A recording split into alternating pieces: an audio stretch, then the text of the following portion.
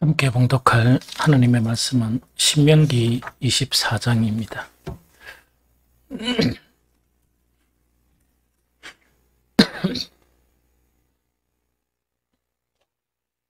신명기 24장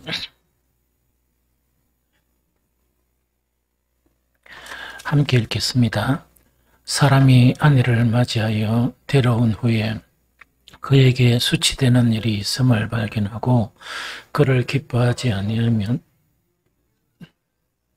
그의 손에 주고 그를 자기 집에서 내보낼 것이요 그 여자는 그의 집에서 나가서 다른 사람의 아내가 되려니와 그의 둘째 남편도 그를 미워하여 이혼 정서를 써서 그의 손에 주고 그를 자기 집에서 내보내거나 또는 그를 아내로 맞이한 둘째 남편이 죽었다 하자 그 여자는 이미 몸을 더럽혔은즉 그를 내보낸 전 남편이 그를 다시 아내로 맞이하지 말지니 이 일은 여호와 앞에 가증한 것이라.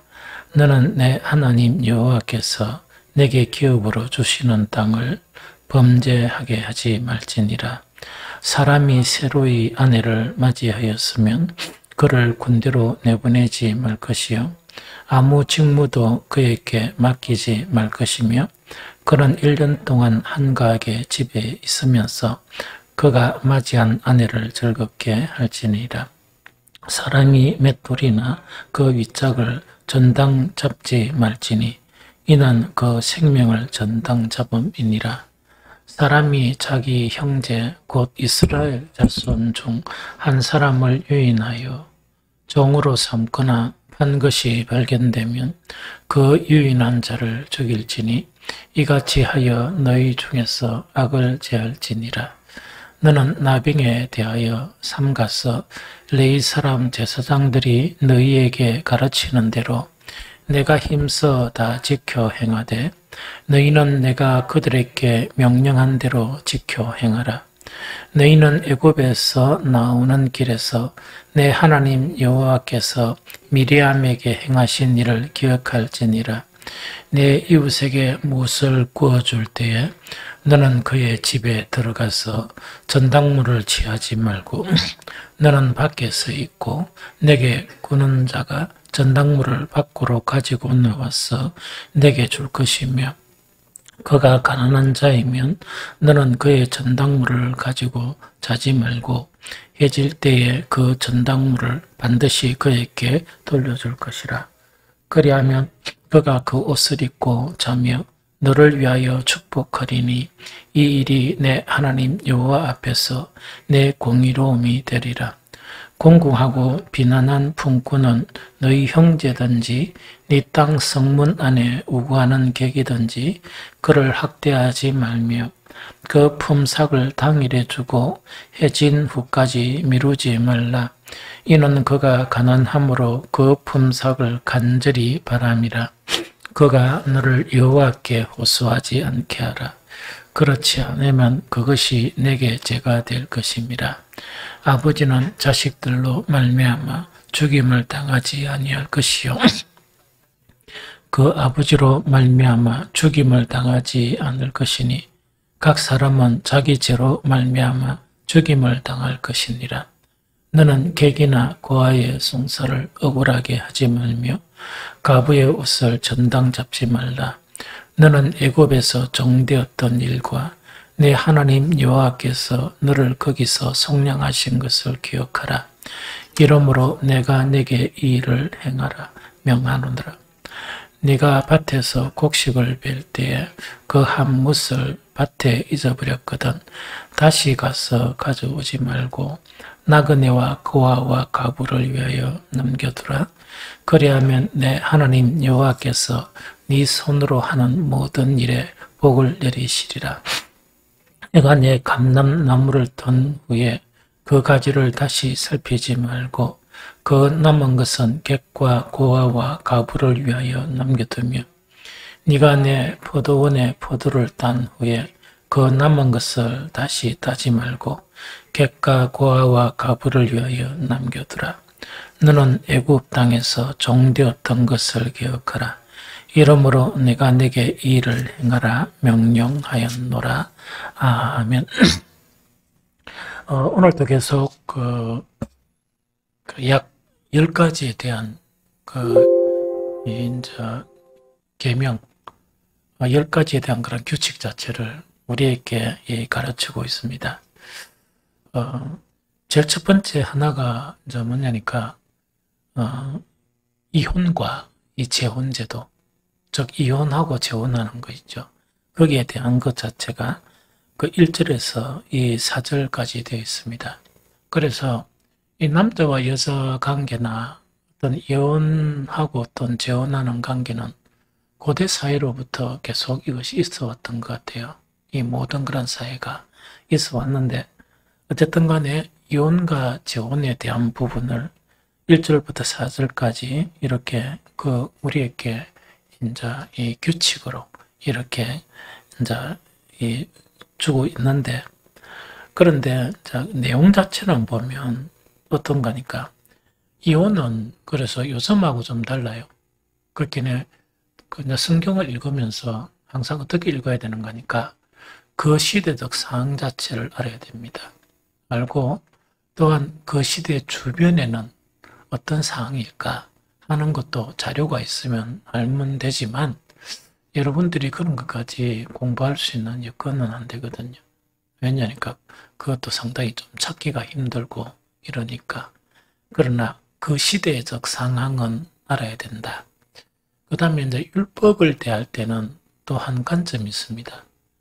이것 자체가 최소 요건이냐, 안 그러면 이거는 최대 요건이냐, 그걸 이야기하거든요. 성경의 모든 율법, 이 정한 규칙은 최소 요건이에요. 그 최소 요건이라 그래요. 그래서 이제 최소 요건이라는 것은 뭘 이야기하는 거니까, 최소한 요것은 지켜야 된다 하는 그걸 이야기해요. 그래서 항상 율법과 복음을 이해하면 최소 요건의 관점에서 율법을 보면서 신약을 읽으면 그 당시에 유대인들이 오해한 거 있죠. 이것만 지키면 내가 의인이다 하는 것 자체가 예수 그리스도 앞에 불의로 나타나는 그런 결과를 가지고 오게 되죠.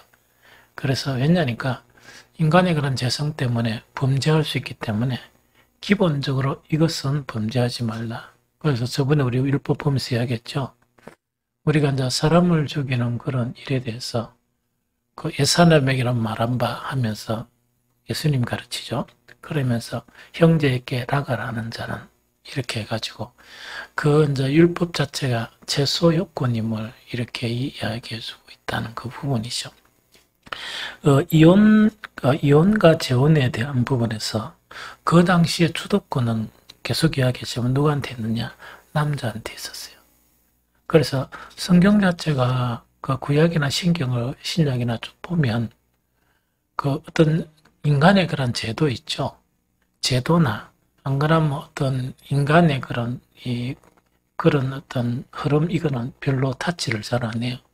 쉽게 이야기하면 어떤 부분인 거니까, 이 당시 이혼 재혼이 있다 그래가 그것을 금지한다든가 그런 게 아니고, 거기서 최소 요건으로 이혼을 너가 하려고 그러면 최소 이렇게 하라 하는 그런 요건들 자체가 이렇게 있는 부분이라는 이야기죠.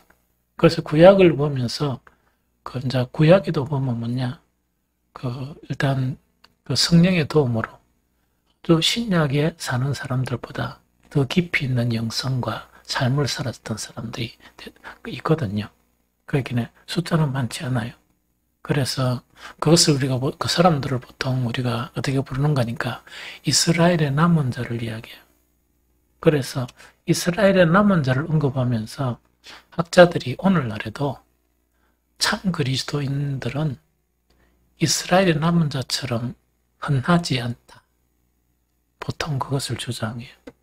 그래서 지금 현대도 모든 그런 학자들이나 저술가들이 그런 책을 통해서 보면 상당히 이 시대의 그리스도인들에 대해서 부정적인 그런 관점을 가지고 있어요. 그래서 참 그리스도인들을 만나기는 아주 흔하지 않은 일이다. 뭐 이런 관점에서 출발하는 경우가 많거든요. 그래서 뭐 그런 거는 우리가 좀 상식적으로 아는 것이 참 좋겠다 하는 생각이 듭니다. 그래서 그래서 이제 항상 해석할 때 그 잘못 해석해 버리면 그 엉망진창이 돼 버려요. 그러기는 뭐 생각도 그렇고 이 당시에는 남자가 주관이거든요. 그러나 성경은 뭐냐? 평등해야 된다. 바로 이렇게 요구하지 않았어요. 남자 주관이었지만 최소한 이것은 지켜야 된다. 그것이 율법입니다. 좀 이해가 되죠? 그럼 예수님 당시에 유대인들 전체는 누가 가장 최고의 적입니까? 로마. 그런데 예수님이 가장 문제로 삼았던 것은 뭡니까? 로마보다 더 큰 문제가 있었는데 유대인들은 윗선이다. 그 윗선 자체, 즉 뒤집지 않는 전병과 같은 그 신앙의 형태가 로마보다 훨씬 문제가 되고 훨씬 악했다. 하는 그런 관점이죠. 그래서 이제 이런 관점으로 성경을 접근하지 않으면 참 이렇게 살아가면서도 그리스도인의 향기도 나타나고 또 그런 분들이 어째 하나님의 부름을 받아가 만약에 가르치는 입장이 되죠. 껍데기만 가르치다가 끝나버려요. 그래서 그런 부분이 참 문제가 많다 하는 거 이야기죠. 그래서 이 당시도 뭐냐니까 이혼의 주도권은 남자입니다. 이 남자거든요. 그런데 그러면 이혼은 할 수 있느냐? 할 수 있습니다. 어떻게 하는가? 남자가 이혼 증서를 이렇게 주면 이혼이 가능합니다. 참 좋죠? 요즘 TV처럼 야 우리 합의 이혼하자 도장 찍어라 이런 필요 없습니다. 필요 없고 남자가 이혼 증서를 주면 이혼입니다. 이해가 되죠? 그런데 여기서 이제 성경에 보니까 사람이 아내를 맞이하여 데려온 후에 그에게 수치되는 일이 있음을 발견하고 이래 돼 있죠. 그래서 이제 이 해석을 이제 할 줄 알아야 되거든. 그런데 이 해석 자체가 상당히 어렵습니다. 그래서 수치되는 일이 있음을 발견하고 그 남자가 기분이 안 좋았다니 기뻐하지 않았다는 건 기분이 나빴다는 이야기죠. 나쁘면 뭐를 할 수 있느냐? 이혼 증서를 주면서 그 여자와 이혼할 수 있습니다. 자기 집에 보낼 수 있는 것을 이야기한다는 이야기죠. 그래서 여기서 수치되는 일이란 무엇인가? 이거는 대단히 알기가 좀 힘듭니다. 그런데 가장 근접한 자료가 어떤 자료가 아닌가? 율법의 학자가 있는데 예수님 오시기 그 이전부터 그 이스라엘에게는 이 율법의 학파가 아주 대단한 학파가 두 학파가 있었어요. 한 학파는 어떤 학파냐? 힐렐 학파가 있었어요. 이 힐렐 학파가 있었고 한 학파는 샴마이 학파예요. 그런데 샴마이 학파가 유대인으로 봐서는 정통적이에요. 왜냐니까 예루살렘에서 시작했으니까 더 정통적이겠죠? 그러나 힐렐 학파는 뭐냐? 디아스포라는 건 뭐라 그랬습니까? 흩어진 유대인들. 그래서 그 디아스포라 중에서도 바빌론의 포로 생활을 오래 했잖아요. 그래서 바벨론에서 출발한 학파가 힐렐 학파다. 이제 그렇게 하면 이제 이해를 하는데 그 차이점은 뭔가니까 항상 하나님을 접근하고 신앙을 접근하는 데는 양극단이 항상 있어요. 그렇게 수직적인 극단을 말한다 그러면 하나는 뭡니까? 초월적이라는 것은 하나님 중심적인 관점, 그걸 초월적이라 그래요. 그 다음에 하나님 중심적인 관점의 반대는 뭡니까? 내재적이라 그래요. 그러면 초월적인 것은 뭐겠습니까? 하나님 중심적이고 말씀 중심적이죠. 그럼 내재적인 거라는 건 뭐냐니까 인간 중심적이고 인간에게도 이성 자체의 가능성을 이렇게 생각하는 그렇게 성경을 읽으면서도 그 두 관점으로 착 나눠지는 거예요. 이 무슨 말겠죠?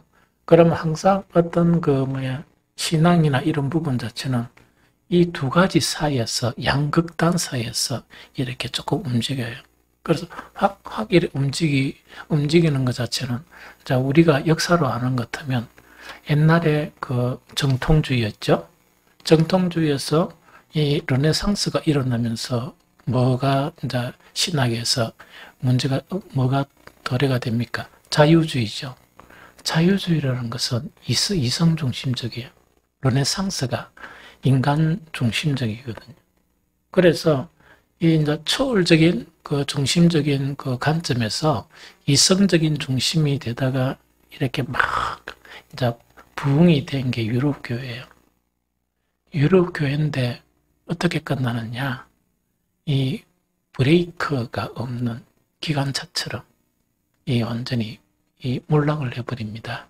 그게 세계 제1차 대전, 세계 제2차 대전을 일으키면서 유럽 교회는 황폐하게 되었어요. 그러다 보니까 정통주의에서 이성중심적인 이제 그런 부분이 되면서 다시 정통적으로 돌아가는데 어떻게 돌아가는가? 극단적인 정통주의보다 신정통주의가 이런 식으로 돌아가요. 이 무슨 말인지 좀 알겠죠? 이래 하면서 이제 계속 이제 학문이 움직여진다는 이야기거든요. 샴마의 학파는 뭐냐? 이거는 초월적입니다. 하나님 중심적인.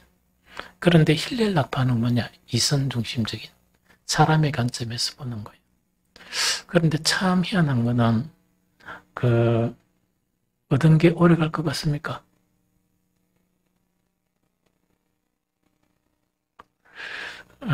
그래, 보수적인 샴마이 학파가 이제 없어져 버립니다. 없어져 버리면서 그 이후에 힐렐 학파 자체는 이렇게 명맥을 유지하게 되거든요. 그래서 이 힐렐 학파 자체에서 이제 가장 성경에 나타나는 것은 뭡니까?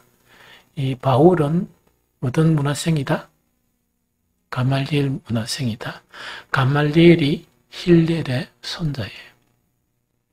힐렐의 이제 손자가 이제 가말리엘이고, 이 바울은 다소에서 자기 아버지가 뭐 했는 거니까 로마 군납을 한 거예요. 요즘 같으면 공장. 무슨 군납이냐? 텐트. 옛날에는 전쟁 치러가니까 뭐가 필요합니까? 텐트가 필수적이죠. 군용 텐트를 이렇게 이제 납품을 해가지고 돈을 엄청나게 벌여가지고 이 바울을 어릴 때부터 그 랍비를 만들기 위해서 어디로 보냈냐? 다소에서 예루살렘으로 유학을 보냈어요. 그래서 대바울이 이렇게 이제 이 예수 그리스도의 그런 사도로 활동하기 위해서 디아스포라의 모든 그런 철학이 있죠.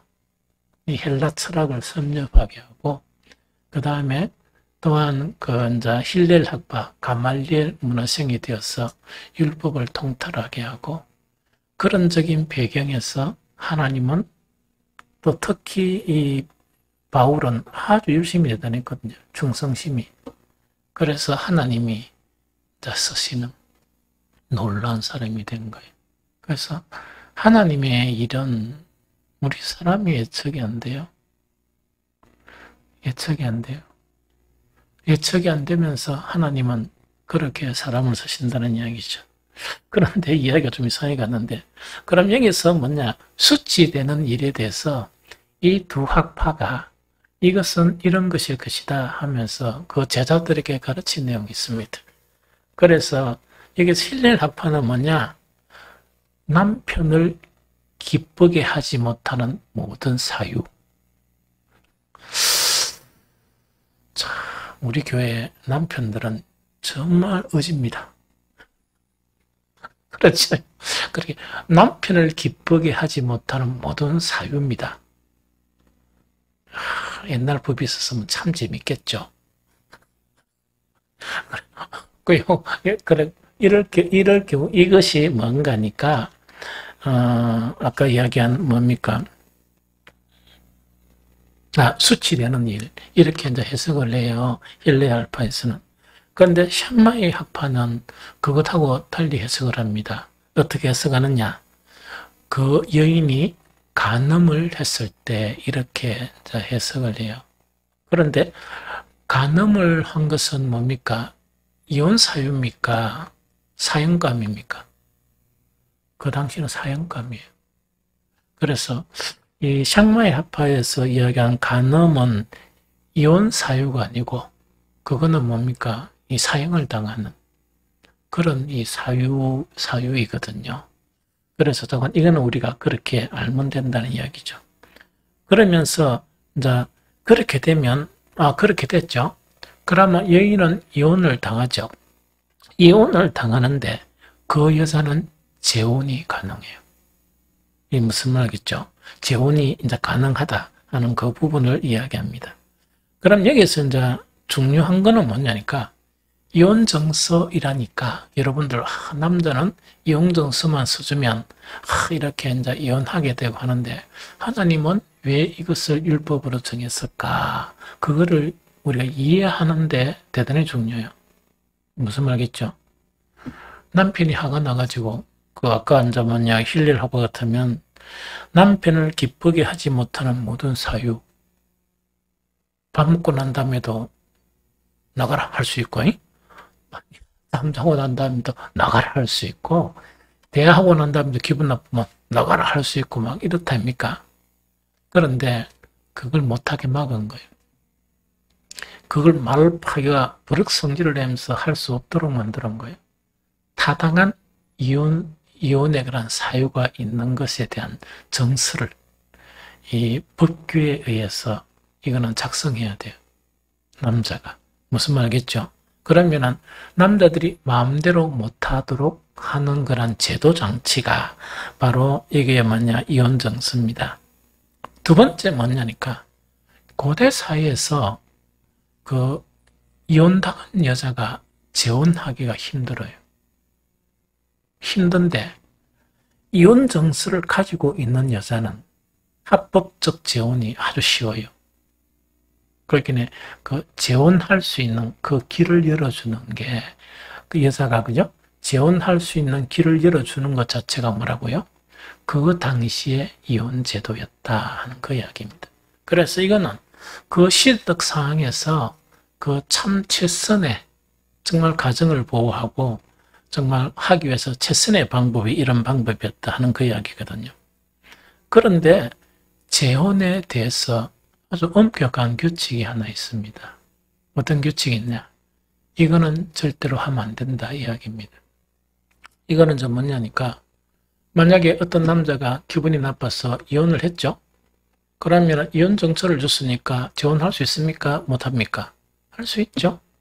그런데 만약에 이런 경우에 여러 가지 일들을 당해가 재혼한 남편이 죽을 경우도 있죠. 맞죠? 그런데 절대로 이혼을 해가 그 아내를 보낸 남자 있죠. 보낸 남자는 이혼한 자기 아내와 재혼할 수 없습니다. 재혼할 수 없는데 그걸 어떻게 이야기하느냐. 요래도 있습니다. 그를 다시 아내로 맞이하지 말지니 이 일은 여호와 앞에 가증한 것이라. 너는 내 하나님 여호와께서 내게 기업으로 주시는 땅을 범죄하게 하지 말지니라. 이렇게 되어 있습니다. 그럼 이것이 이제 두 번째 이혼을 함부로 하지 못하게 하는 제도 장치일 수도 있다는 그 부분이죠. 막 함부로 이혼하고 그렇게 하지 말라는 그런 제도 장치예요. 이게 무슨 말이겠죠? 그래서 이제 규칙을 예수님 당시에는 뭐냐? 무조건 남자가 뭐만 해주면 이혼 정서만 주면 이렇게 이제 여자를 이렇게 버릴 수 있는 그것으로 이래 된 거예요. 그래서 그 신명기 24장에서 이혼과 재혼에 대한 엄격한 이 규칙 자체는 이것이 엄격한 규칙이다 하는 그거를 이야기합니다. 이게 무슨 말이겠죠? 그래서 이제 이런 것도 있겠죠. 한번 이혼한 아내하고 이렇게 뭐냐니까 다시 합할 수는 없다. 하는 것 자체가 뭐냐니까 그런 경우는 거의 없지만 어떤 경우에 사람이 좀 악하고 뭐 성질이 좀 더럽고 이래가 이혼을 한 거예요. 또 걔가 또 새 아내를 맞이하고 뭐 일하다 보니까 옛날 그 아내가 훨씬 좋았다. 그런 것도 있겠죠.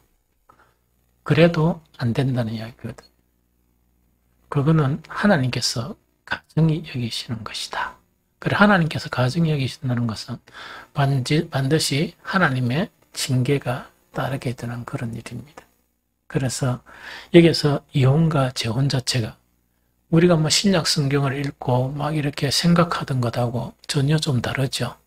그래서 이것 자체가 바로 율법의 내용이다 하는 그 이야기입니다. 이해가 됐죠? 그래서 그러면은 이것을 복음적인 해석은 어떻게 하면 됩니까?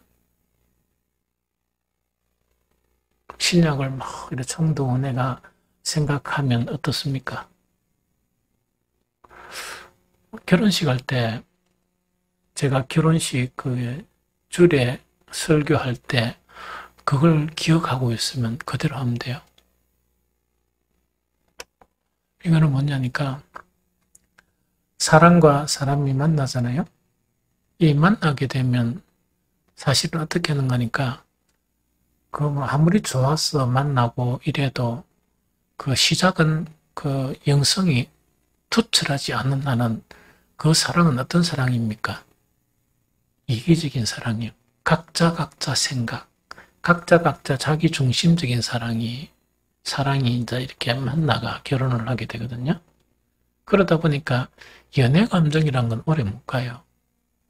그래서 뭐 우리 찬욱이는 한 1년 갈란가 모르겠지만 그 오래 못 간단 말이에요. 결혼을 딱 해보면 이제 뭐 모든 게 다 보이고 모든 허물이나 막 이게 막 다 이런 문제가 생기거든요. 그러면은 신약에서 가르치는 것은 뭔가니까 부부 관계를 이야기하면서 주님과 교회 관계를 가르쳐요. 여러분들 맞죠? 부부와 교회 관계를 가르치면서 부부 관계를 이야기하면서 이것은 뭐와 무엇의 관계다? 그리스도와 교회와의 관계다. 이렇게 이제 바울이 설명을 해요. 그러면은 뭐가 가장 중요한 거니까 두 사람도 가장 중요하지만 지속적으로 그 이기적인 사랑에서 무슨 사랑으로? 이타적인 하나님의 사랑을 만들어 가라 하는 게 신약의 요구사항이에요. 지속적으로 하나님의 완전한 사랑을 형성해 가라 하는 이야기입니다. 그래서 이 규칙, 복음의 내용을 두 사람이 함께 지키면 왜 되겠습니까? 처음에 결혼할 때의 행복감은 아주 누추한 것이고 별 볼 일 없는 거예요. 그러면서 서로 막 그 자기 중심의 사랑에서 이 상대방 중심의 사랑을 하는 사람이 되는 거예요. 그러면 처음에 싸울 때는 왜 싸우는가? 자기 중심 때문에 싸워. 니 내한테 뭐 해줬노? 난 니한테 뭐 해줬다. 이러고 유치원생들 싸우는 것처럼 싸운단 말이야.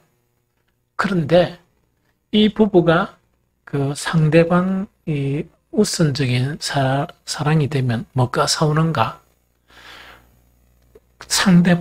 상대방을 위해서 뭔가를 해야 되는데 안 할 때 그것과 싸우는 거예요. 또 남편도 아내한테 그래 싸우고 아내도 남편하고 그것과 싸우는 거예요. 그거는 싸움을 많이 하면 사랑이 더 생겨. 그렇게 반찬이 딱 이래 있는데 뭐냐니까 둘 다 좋아하는 거야. 그런데 남편은 아내를 위해서 그걸 안 먹고 딴 걸 먹는 거야. 딴 거 먹는데 그런데 밥을 담을 때까지 되니까 그 맛있는 반찬이 남는 거야. 그거 틱틱 싸우는 거야. 화를 내면서. 왜 이런 걸 안 먹고 말이야? 이러면서. 그런데 그런 싸움은 그런데 참 미련한 거는 뭐라? 생선 같은 거 이렇게 탁 해가면 떠날 때 먹어야 되잖아. 에? 싸운다고 시끄럽단 말이야. 너무 안타깝죠? 너무 안타깝잖아. 그래서 그까지는 가지 말고, 그래, 뭐, 어디든 사고 좀 먹고, 이 양반이 내 뭐라고 좀 남기구나, 이러면 되지. 서로 미길라고 있다니까. 이래가 낸주는 이제 밥도 안 먹고 탁 일어나니까 남아붙단 말이야. 내가 되게 먹고 싶어 하던 게, 기분 나빠, 안 나빠? 그런다고 싸우지 말고, 내가 내 마음도 모르고 말이야. 머릿속에 이래버리면 또 안 되고, 그렇게 하는 거는 그런 거를 계속 배워가다 보면 돼요. 그런데 이타적인 사랑에서 가장 중요한 게 네 가지가 있어요. 그게 뭡니까? 서로에게 겸손해야 돼요. 서로에게는 어떻게 겸손한 거니까 아무리 잘난 아내나 아무리 잘난 남편이라도 단점은 있어요. 또 아무리 그렇지 않는 사람에게도 장점은 있어. 서로의 장점을 존중해 주는 거예요. 그러면서 내가 그 장점을 못 가진 부분에 대해서 겸손한 마음을 가지게 되면 그 사랑이 이렇게 계속 발전될 수 있어요. 그 다음에 이제 두 번째 뭐냐니까 온유한 마음이 있어야 돼요. 온유한 마음은 이 입에 든 혀도 물리는데 서로 실수가 없는 경우가 어디 있지. 그럼 그거를 갖다가 다 끄집어내가지고, 한 10번 정도, 이거 했지요. 그러니까 또 이정도만 이거 했지요. 그런 거 하지 말고. 그 이야기 하지 말고 넘어가도 다 느껴. 그런데, 그래가 이제 지나고 난 다음에 어떤 사람 이러죠. 내가 그거 이자붙다 해가. 앉아보세요. 이래가지고. 시작하고, 이야기 다 오고 난 다음에 한 며칠 있다가 또 앉아보세요. 이래버리면 사람 미쳐버리잖아. 그래서 온유, 너그럽게 넘어가는 거. 세 번째, 용납이에요. 용납이란 것은 뭐냐? 내가 하나님 앞에 완전하지 못한 것처럼 내 남편과 내 아내도 완전하지 못하다. 내가 완전해가는 과정에 있듯이 내 남편이나 아내도 그 과정에 있다 생각하면 받아들이기가 너무 쉬워요. 그러니까 그게 잘 되면 낸주는 뭐냐? 그것이 내한테 조금 힘들게 다가왔더라도 격려를 해줄 수 있어. 괜찮다. 다시 하면 돼. 이런 식으로 있답니까? 그 다음 마지막 하나가 뭐냐? 하나님께서 하나 되게 하신 것을 힘써 지켜야 돼요. 힘써 지켜나가야 돼. 그래 하면 완전한 그런 사랑으로 입문할 수 있습니다. 이 무슨 말인지 좀 알겠죠? 그러고 우리 예언이하고 찬욱이 있지만 자식들은 키 안 하면 다 떠납니다. 떠나고 어릴 때 그래 정성을 다해가지고 했기 때문에 막 이렇게 좀 만나고자 하면 귀찮아해요. 좀 있으면 또 적어도 자식 낳고 있답니까? 그래서 어쨌든 간에 우리 교인들끼리 잘 지내야 돼. 그 다음에 그 늙어가면서 부부들은 뭐냐? 그런 온전한 사랑을 배워가야 돼요. 근데 그게 신약에 나타난 그 부분이에요. 그래서 이거는 최소한 요건이다 하는 그걸 이야기합니다. 그 다음에 기타 규정으로 9가지 규정이 있습니다. 제일 첫 번째로 이제 뭔가니까 5절에 보니까 새로 아내를 맞이했으면 얼마 동안? 1년 동안 군대도 보내지 말고 그 다음에 뭣도 하지 마라? 이때 직무라 되어 있는 것은 그러면 군대는 알겠죠? 전쟁 나면은 군대를 소집하잖아. 직무라는 걸 뭐냐니까 이래 생각하면 돼. 옛날 같은 경우에는 성도 이렇게 지어야 되고 일이 생기죠. 오늘처럼 이렇게 하는 게 아니고 이렇게 그 징집을 해가지고 그 일을 하게 해요. 이게 무슨 말 알겠죠? 그것에서 제시키라는 얘기. 이게 무슨 말 알겠죠? 농사 다 짓고 난 다음에 전부 다 모이시오. 한 가정당 뭐 남자 1인, 그러면 2인 일하죠. 그럴 때 뭐 한 사람은 제시켜주라? 새로 아내를 맞이한 사람은 제시켜주라. 이것이 하나님께서 제정하신 그런 규칙입니다. 그러면 이거는 왜 그럽니까? 왜 그러는 거니까 그 1년 그 기간 동안 이 부부 생활의 유대를 강화하기 위한 그런 목적도 있고, 옛날에는 왜 됩니까? 그 아이 낳는 게 아주 중요해요. 왜 중요하냐니까 목축이나 이 농업을 하다 보니까 아이를 많이 낳지 못하면 엄청나게 문제가 생겨요. 그러면 1년 기간 같으면 왜 되는 거니까 아이를 충분히 가질 수 있는 기간이다 하는 그 부분이 1년이에요. 좀 이해가 되죠? 그래서 그 하나님의 그런 규정 자체는 최소 요건이지만 이만큼 섬세하게 이렇게 규칙을 만드는 거예요. 그 다음에 두 번째 뭐냐? 살다가 돈이 필요할 때 있죠? 옛날에도 뭐 전당포는 없었지만 이렇게 그 돈을 빌릴 수 있는데, 돈을 빌리고 할 때 같은 동족끼리, 형제끼리는 무슨 못 받는다? 이자는 못 받습니다. 이자 못 받아요. 그래서 그 딴 교회, 큰 교회가 뭐 성도들끼리 돈 거래하지 말고 뭐 이런 거 있죠. 그렇죠? 그런데 그거 잘못 가르치는 겁니다. 사실은. 그런데 이게 이제 문제가 발생하니까 그런 거예요. 그런 거고, 나도 한번씩 뭐 이상한 그런 사람들이 다 오면 딱 이렇게 경계를 해줘요. 왜냐니까 교회마다 희한한 사람들이 많아요. 도둑놈들이. 이래가지고 뭐 전부 다 돈을 다 빌려가지고 도망가 버리고. 옛날에 우리 그 교회도 있었어요. 그리고 딴 교회 새가 이리 왔는 거야. 이래 해가지고 이래 미국 가쁘는 거야. 그런데 우리 목사님이 미국 가가지고 어떤 한인 교회 가니까 그 전도사로 있더래. 근데 밤에 또 야간 도수를 내버리고, 그렇게 희한한 일들이 너무 많으니까 그런 것이지 원칙은 그런 게 아니다 하는 그 이야기입니다. 그래서 이 이자는 못 받게 돼 있거든요. 그리고 돈을 빌릴 수 있다, 그죠? 그 돈을 이제 빌릴 수 있는데 절대로 그 뭔가 이렇게 그때 빌려도 뭔가 이렇게 어떤 저당 잡히는 그런 일이 그 있었는가 봐. 그런데 저당 잡히는 것에서 이 금지된 물품이 있어요. 그게 맷돌이에요. 맷돌 있죠? 맷돌 전체나 맷돌 윗짝은 절대로 저당 잡힐 수 없다 하는 그 이야기입니다. 왜 그렇습니까? 이 맷돌이라는 것은 구약시대에 뭡니까? 이 이제 곡물 자체가 맷돌에 갈아가 가루를 만들어서 음식을 만들잖아요. 뭐 빵을 만들든지 뭐 떡을 만들잖아요.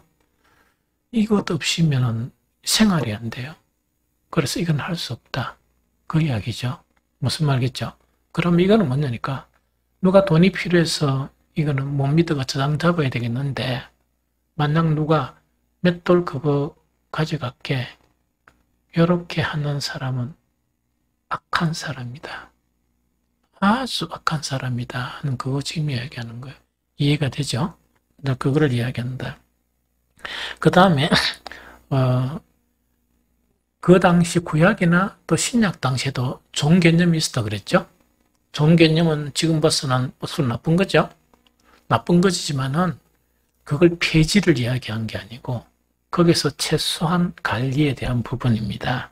그래서 이제 7절인데, 이제 아마 상상 보면 이런 상상이요.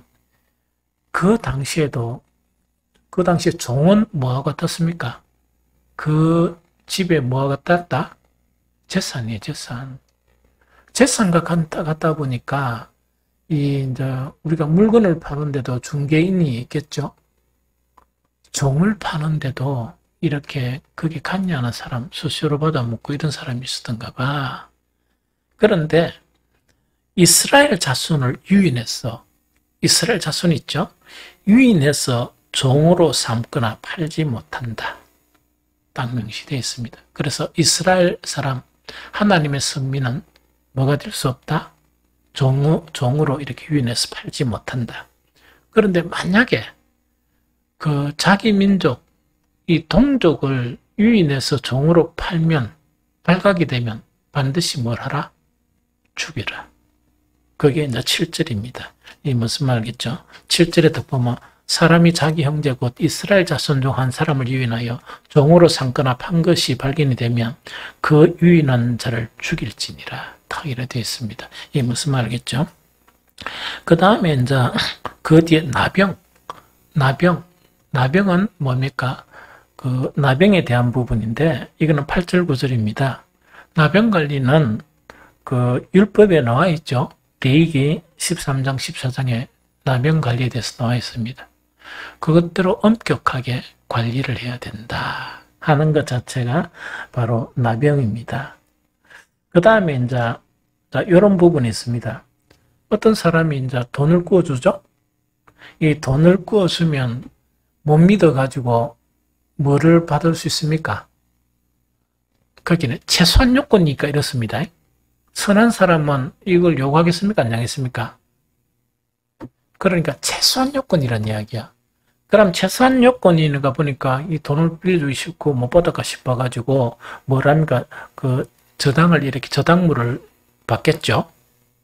그 할 때 원칙입니다. 절대로 이제 돈을 또 그어주가 어떤 가난한 사람이 있죠? 사람이 있으면 자꾸 돈 빌려다 하니까 안 빌려주고 하다가 그럼 저당 잡히면 뭔가를 저당물로 주면 돈 빌려줄게 이렇게 된 거야. 그런데 여기서 금지사항이 뭐냐? 돈을 빌리는 사람 집에 가가지고 내가 한번 들어가 보자. 어떤 물건이 있는지 제가 들어가가 저당물을 이렇게 관찰하는 것은 금지되어 있습니다. 그 집안에 못 들어가고 단지 저당물을 딱 받으려고 돈을 꾸는 사람이 그 안에서 어떤 물건을 가져가 이거 되겠냐? 이거 저당으로 잡을 수 있냐? 이렇게 하지. 그 집에 들어가 이 냄비가 좋니? 뭐가 좋니? 하는 그것은 금지라. 금지사항이 그런 부분이에요. 이거 무슨 말인지 좀 알겠죠? 그래, 절대로 이 전당 물건을 그 집에 들어가서 취해서는 안 된다. 그러고 또 중요한 거는 뭐냐? 옛날에 그 저당물 자체가 이 겉옷. 이 겉옷인데, 그 이스라엘 사람들에게 겉옷은 뭐냐? 이 외출할 때나 다니는 옷으로 되지만, 이 겉옷 자체가 바로 뭡니까? 이불. 밤에 이불 없으면 못 자잖아. 그러면 없다 보니까 이제 겉옷을 해가 내가 돈 좀 빌려주세요 해가지고 겉옷을 줬단 말이야. 규칙은 뭐냐? 해가 지기 전까지 돈을 갚든 안 갚든 겉옷은 돌려줘야 된다. 이게 무슨 말이겠습니까? 왜냐니까 그래야 밤에 이 사람이 뭐냐니까 이불을 덮고 자야 될 거 아닙니까? 그거 지금 이야기합니다. 그래서 아주 이 부분을 엄격하게 이렇게 관리를 하고 있다 하는 그 부분이거든요. 그 다음에 이제, 그 당시에도 뭔 거니까, 이 조그마한 사업하는 사람이 있겠지? 사업하는 사람은 뭐합니까? 품꾼. 요새 같으면 직원 일이 있을 거 아닙니까? 그때는 이제 품꾼이겠지? 이제 품꾼을 이제 부른단 말이야. 품꾼에 대해서는 객이든지 너희 형제든지 학대해서는 안 된다. 그게 원칙입니다. 절대로 학대해서는 안 된다 하는 게 원칙이단 말이에요. 이게 무슨 말겠죠? 그래서 찬욱이가 다음에 회사 차리면 사원들을 학대하지 말아야 한다. 그게 최소한 요건이야. 최소한 요건이지. 최소한 요건이 이제 그 부분이고, 두 번째 뭔가니까 옛날에는 품삯이 당일 품삯을 주겠죠. 당일 품삯을 주는데 이게 돈을 갖다 분명히 이랬으면 줘야 될까 이가 딱 주는데 어떤 놈들 보면 미직미직거리는 거라 돈 안 주고 돈 가지고 미직미직거리면 억수로 야비한 사람이야. 우리 인간이 보더라도 야비한 사람인데 그죠? 절대로 이 돈 가지고 미직미직거리는 건 안 된다. 해지기 전에 반드시 품삯을 줘야 된다. 왜냐니까 가난한 사람들은 뭡니까? 그가 다음날 생계를 유지하잖아. 이게 무슨 말이겠죠? 그 원칙 자체가 바로 뭔가니까 이 품삯은 당일에 주고 해진 후까지 미루지 말라. 이것이 뭔가니까 풍권에 대한 그 14절에서 15절까지 있죠. 15절까지의 그런 이 뭡니까? 규칙이다 하는 그 이야기입니다. 그 다음에 아주 중요한 게 또 하나 있습니다. 16절 한번 이걸 한번 읽어봅시다. 16절 자 시작. 아버지는 그 자식들로 말미암아 죽임을 당하지 않을 것이요 자식들은 그 아버지로 말미암아 죽임을 당하지 아니할 것이니 각 사람은 자기 죄로 말미암아 죽임을 당할 것이니라 하는 요 이야기입니다. 그럼 요거는 뭔가니까 어떤 범죄를 저지르잖아. 연대 처벌 자체가 연대 처형하는 것이 금지되어 있습니다. 이게 무슨 말이겠죠? 연대 처형하는 것이 금지되어 있다는 얘기를. 그래서 이거는 뭐냐니까 각 사람은 자기 죄 가지고 자기가 죽는 것이지 자기 죄 가지고 부모가 죽을 수도 없고 또 부모 죄 가지고 자기 자식이 죽을 수 없다 하는 것이 딱 정해져 있습니다. 이게 무슨 말인지 좀 알겠죠? 그래서 우리가 알다시피 그 고대 사회나 우리나라 옛날에도 뭐가 있었습니까? 당사자는 물론 자녀, 그 다음 심지어 좀 그 격한 경우에 몇 조까지? 3조까지 멸하라 하는 그런 악법이 있잖아. 그게 좀 악법이거든요. 그래서 이게 이제 여러 가지 그런 원인이에요. 그래서 이제 가장 큰 원인이 뭔 거니까, 이제 이 당하는 측에서는 이건 아니다 하는 생각이 들다 보니까 자기 아버지가 처형을 당했다 하면 뭐가 됩니까? 자식한테는 원수가 되지. 그래서 아예 원수를 갚지 못하도록 이렇게 뭡니까? 3조까지 멸하는 그런 것들도 있고 이러거든요. 그래서 절대로 연대 처형 자체는 하지 못한다. 무슨 말겠죠? 그건 딱 금지되어 있습니다. 그러고 이제 이것이 이제 좀 확대 해석을 하면 뭐냐? 자식이 하니까 자식이 마음대로 됩니까? 안 돼요. 대사무엘 선지자도 그 자식이 사무엘 말 엄청 잘 들었어요? 자식 마음대로 할 수 있는 사람 아무도 없어. 아무도 없습니다. 그러면 자식이 흉악한 그런 범죄를 저질렀다 할지라도 부모가 무슨 죄야? 무슨 말 좀 알겠죠? 부모가 무슨 죄야? 그러고 뭐 자식을 뭐 한 몇 했는데 그 하나가 좀 어긋나가지고 흉악한 죄를 질렀다. 그 부모가 이 사회에서 못 살아간다는 거란 말이 안 되지. 그래서 요새는 이래 보니까 그 가족 간에 한 사람이 잘못되면 다른 사람도 같은 형벌을 받는 거야. 처형당하지는 않지만 그래서 세대가 참 악하거든요. 세상이 너무 악해요. 그래서 그 악하니까 그것을 하지 말라는 얘기.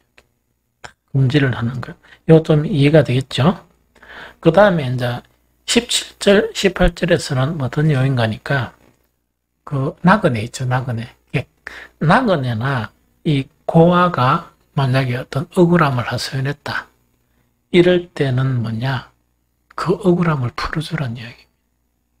무슨 말 알겠죠? 그 다음에 혼자 사는 가부.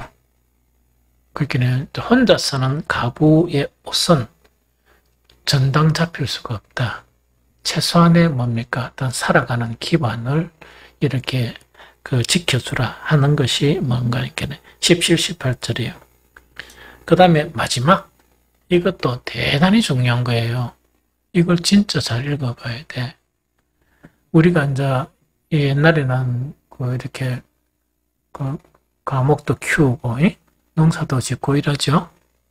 그럼 결실할 때 어떻게 해야 되느냐? 그 규칙을 딱 정해준 거야. 그러면 이거는 읽어보면 좋겠네요. 19절, 22절을 읽어봅니다. 19절, 22절. 자, 우리 한 번 더 읽어봅니다. 시작. 네가 밭에서 곡식을 벨 때에 그 한 뭇을 밭에 잊어버렸거든 다시 가서 가져오지 말고 나그네와 고아와 가부를 위하여 남겨두라. 그리하면 내 하나님 여호와께서 내 손으로 하는 모든 일에 복을 내리시리라. 네가 네 감람나무를 던 후에 그 가지를 다시 살피지 말고 그 남은 것은 객과 고아와 가부를 위하여 남겨두라. 네가 내 포도원에 포도를 딴 후에 그 남은 것을 다시 따지 말고 객과 고아와 가부를 위하여 남겨두라. 이렇게 되어 있습니다. 이거는 진짜 명심을 해야 돼요. 이 명심을 해야 됩니다. 그러면 이제 다시 설명하면 이야기다, 그죠? 곡식을 거둔단 말이야. 그럼 쉽게 이야기하면 곡식단 있죠? 단을 갖다가 이 몇 단을 안 가져와 버리는 거야. 분명히 몇 단이었는데 집에 오고 보니까 뭐라고? 없죠?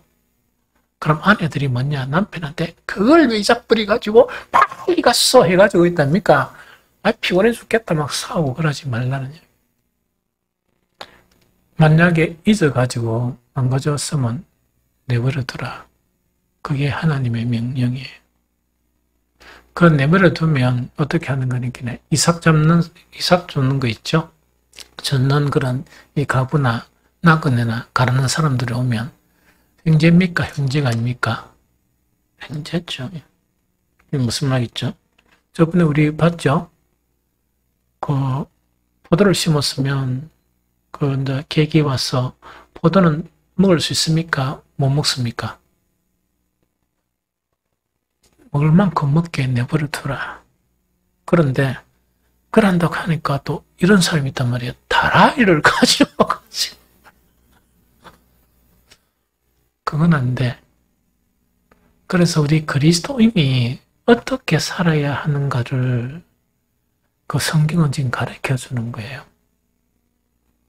그래서 절대로 그 밭에서 곡식을 이제 수확을 했으면 그 조그마한 그 단어 있죠. 그걸 갖다 못 가져왔으면 그대로 둬라. 그거 가지고 막 싸우고 막 가져오니 많이 하지 말고 이거는 필요한 사람 때문에 하나님께서 우리를 잠시 그 하게 만들었구나.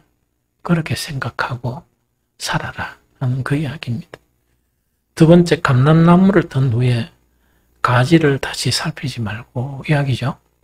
대충 뭐 감이나 뭐 사과나 좀 땄다 아닙니까?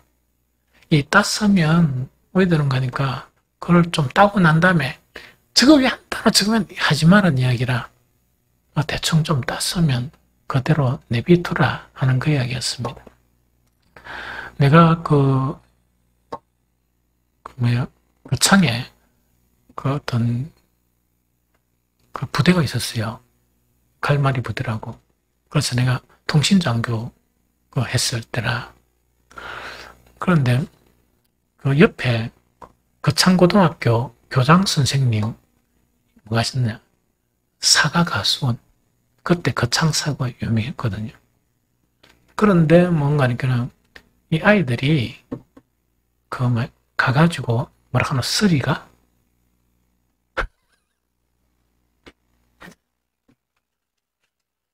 쓰리를 막 해가지고 이랬는데 그런데 그것도 우리 대리장하고 그 양반이 좀 잘 지냈어. 나는 또 통신장교다 보니까 뭐 이렇게 이제 하잖아요. 그러는데 그런 부분에 대해서는 일절 이야기가 없어요. 무슨 말 좀 알겠죠? 그래서 그런 부분을 이렇게 이제 좀 여유 있게 이렇게 해야지. 너무 지그챙기고 하는 거 있죠? 하나님의 사람으로서는 품격이 안 돼 있는 사람. 그 바닥만도 들고 하는 거 있죠? 품격이 안 돼 있는 사람이에요. 무슨 말인지 좀 알겠죠? 그래서 어쨌든 간에 이제 그런 부분이란 이야기지. 그래서 이거는 최소 요건입니다. 그 다음에 아까도 이야기했죠. 네가 네 포도원에 포도를 딴 후에 그 남은 것이 있으면 그걸 아동바동 해가지고 막 삭스레가 따가는 거 있죠. 그건 악한 일이다. 그건 악한 일이다 하는 것을 지금 가르치는 거예요. 이해가 되죠? 그래서 율법 자체 이거는 뭐냐? 이 땅에 사는 하나님의 백성들이 무엇을 느끼도록? 하나님의 나라를 느끼도록 그런 나라를 건설하기 위해서 주신 말씀이고, 아까도 얘기했지만은 율법은 최소 요건이다. 안 그럼 이것만 지키면 된다? 최소 요건이다. 그래서 신약하고 비교해 보면 이 내용을 우리가 잘 알게가 되죠. 무슨 말 알겠죠?